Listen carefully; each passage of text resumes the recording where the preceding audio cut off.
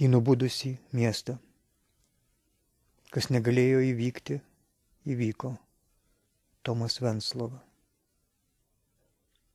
Girtavimas, juodas kaip Vilnius, kokį mylėjau, okupacijos metais senas, šuva, kuris mane seka, pamuštu skersgatviu, kiemuose išmiegojusių vėjų, gilyn ir gilyn išsipildančio sapno parsekais kapeika nuriedėjo, sudilo onos link, kur kioskelis šviesa alaus bokale vienuolyno griuvėsios, krinta mano šešėlis, vis krinta, krinta ir kelias, ir baisu, kad esu, taip baisu, kad padvėsiu.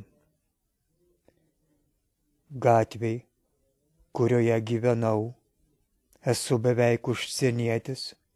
Ir koks dabar skirtumas, koks iš kitapus, italų kalba, ispanų, grindinį perverė skėtis, meilės prozodija, brukas, tuščias, asfalto lapas ar aš, nežinas, kas esu, bet žinau, esas, ką manau, šią akimirką, veiksmą pradėjęs, jį vakar baigiau ir jaučiuos lyg vaiduoklis gatvėj, kurioje gyvenau, nebūtuoju kartiniu laiku, kurio vis daugiau.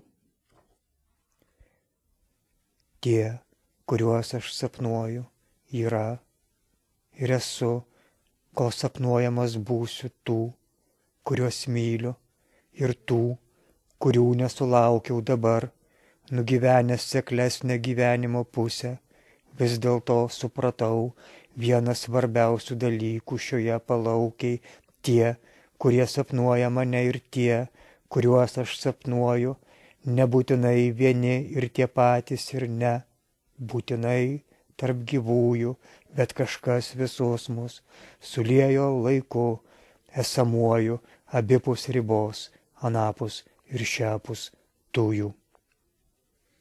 Ir jei jau pradėta ne ką numanau iškūrimas, laikas, tiesą sakant, visada esamasis temos, kaip antai aš ir mano poezija, aš ir šlapimas ant sniego, sniegas ir chrizantemos lapkritį, čia ir dabar ir nieko naujo, turėčiau ištart, bet sakau, nieko seno ir gatvė ateiviams, o mums, pasimetusiems lieka vis brandesnė tradicija, kuri ir yra senatvė.